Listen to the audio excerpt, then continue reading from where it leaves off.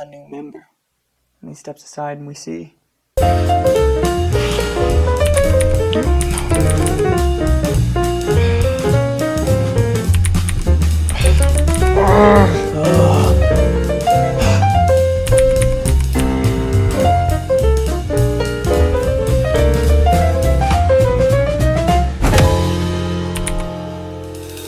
Alright, we made it.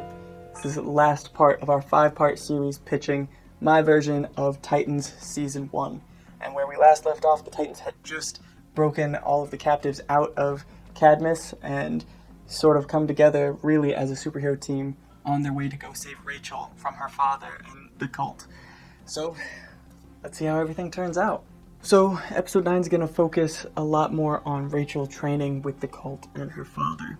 So we open with her becoming even more powerful and feeling more welcome. You know, she actually has a sort of a more friendly relationship with some of the cult members. They're kind of mentoring her. And they're all teaching her the importance of fulfilling a destined role because it's greater than yourself. You know, it's a part of a bigger whole. And it's the only way to bring, true peace in the world and cosmos and blah, blah, blah. And we see her father, teaching her to control people and make them do what you want, very manipulative stuff, but he's very charismatic. He makes it seem right, and Rachel's legitimately enjoying it. But she does still miss the Titans.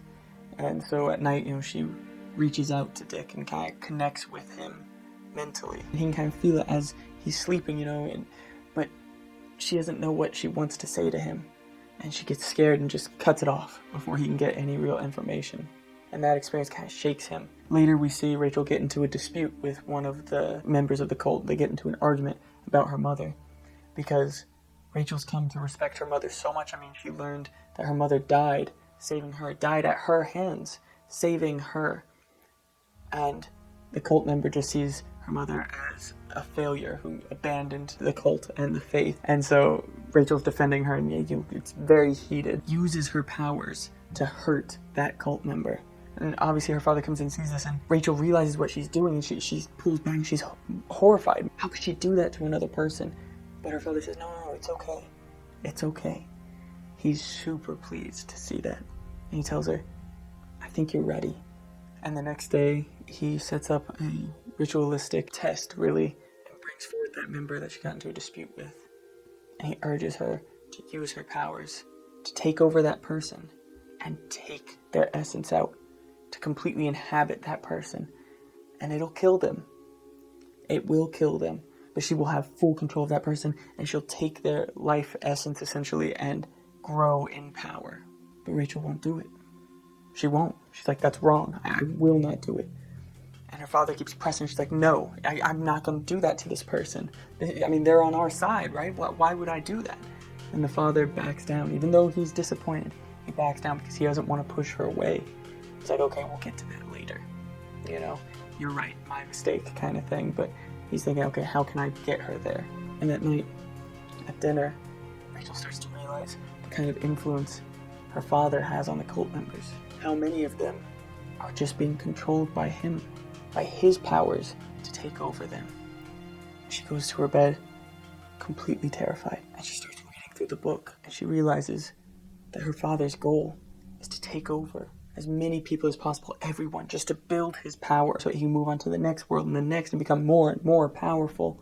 And so the next day, Rachel tries to help one of the members of the cult with her newfound powers to try and help them take control back of themselves. But her father sees that, and she has to hide it real quick. And suddenly she's being mentally attacked. Her father gets in her head and uses her, draining all of them all at once so that he can finally take proper form. And he does it. He comes out as Trigon, full demon horn minotaur looking Trigon, and it drains Rachel almost completely. She just collapses to the floor. And he can't quite kill her yet. He still needs her because, as we learn earlier in the episode, as she learns about her own history, she was born as a pure spawn of him, not even of a mother, just a pure ground to Earth. It was a link so that he could come in here. That's why he's been coming for Earth, is because he has this grounding force, this connection to Rachel to bring him in. And if he kills her, it would hurt him and reduce his power. so he has to keep her alive, and he takes her captive. And when she wakes up, she tries to escape, but she can't. She's just too weak. He grasps her by the diamond, the stone in her head, and holds her there, and she's tugging until finally she's able to free herself, but it rips the stone out of her head, and she crawls out of there, powerless. Everything's gone. But Trigon can't quite chase after her because he feels that pain, and it's immense, It hurts like crazy, so he's howling in pain as she's able to limp off and run away. And then we cut to Dick in the vehicle as they're driving to find Rachel, and he jumps up howling in pain because he's still somewhat connected to her from when she reached out before. He's still somewhat tethered, and he just feels that pain, and he can catch a glimpse where she is, and he tells him, "Stop the vehicle, stop it now, stop the car." And they screech to a halt as Rachel comes running in front of them and collapses in their headlights in the middle of the road. And Dick runs out of the car, and he picks her up and puts her in, and they go rushing off to the tower as fast as possible to try and save her life because she's dying. Without that stone, she's dying, and they have to save her. And that's where we end episode 9 to go into the finale with episode 10. With Rachel in the medbay. She's super weak. She's dying, but she's taking the time to apologize to the Titans, saying, "Oh, this is all my fault. I can't believe I did that." And all of them are like, no, this isn't on you. You have a right to be curious about who you were, and there's nothing wrong with that. And Dick tells her it's not denying who you were or what someone made you that allows you to move on. It's accepting what they made you and turning it into what you want to make yourself, moving forward from that. And she thanks them for being the family she never had. And she wants to be there for them. She wants to be like them, a hero. And they talk privately, the rest of the team, knowing she's going to die without that stone in her head. They can sustain her medically, but she's going to die if she doesn't get it. And Gar's ready to go back. He's like, "Okay, let's go get it. I'm ready." And Dick tells him, "No, we're going to wait for the cult to come to us so that we can fight them on our terms, on our turf. And we're going to prepare." So they start preparing, getting defenses up on the tower, training a bit more, getting ready. The cult comes, and we have our big battle, and Trigon is just destroying our heroes. Just demolishing them. The tower's getting destroyed left and right, pieces falling off. It's a huge, big spectacle fight, and they just don't stand a chance. They're all just trying to protect the medbay, protect Rachel, make sure no one gets in there. But there are too many, and he's too strong, too powerful, now that he's been sucking up and controlling all these souls, until Rachel comes out, and she's actually feeding off of Trigon now that he's here. And he's so impressed, he offers her his right side again. He says, "I know you betrayed me, but you can join me again. I'm extending my hand again." And she seems to accept. She offers her hand, and he gives her the stone back. It goes back in her head, and the Titans are all horrified, but Dick holds him back. He's watching. He thinks he knows what she's doing. And the stone changes color as she connects with her father mentally, and they begin to have an internal battle with her fighting him inside and feeding off his power. And while he's distracted, the Titans are able to take down a lot of the cult members in an outside body battle. And back inside their heads, Rachel's finally able to essentially inhale Trigon and build up her own power and accept him into who she is. Literally absorb him into who she is. But it's too much. It's too much. She can't handle all that power. It's way too much for her. So the Titans come to help her, and they all connect mentally. They all come into that mental battle to help her in the turmoil. And they're able to beat Trigon as she absorbs all of him. And the team unite among the rubble of that safe tower. They decide that they're going to stick together.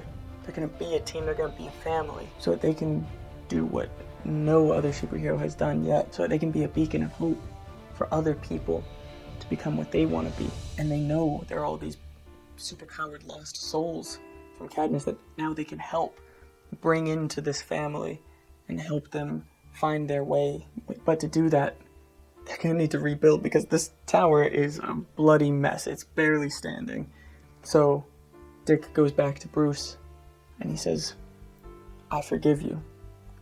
I understand why you did what you did."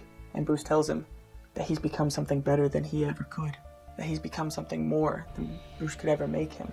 And Dick tells him they're going to continue the team and what their plans are, and Bruce says, I will pay to build the new tower on one condition: a new member. And he steps aside and we see Jason Todd. And we close on the construction of the classic Titans Tower in the shape of a T on that island, all by itself, a beacon of hope and home to the Teen Titans. Okay, so there is my pitch for how I would have done Season 1 of Titans. Let me know what you think, if you liked it, if you didn't. If you guys want to see more stuff like this, just let me know in the comments down there. Maybe a Season 2 pitch for Titans, or heck, we even have a whole bunch of the scripts from our canceled Tim Drake Robin web series from years ago.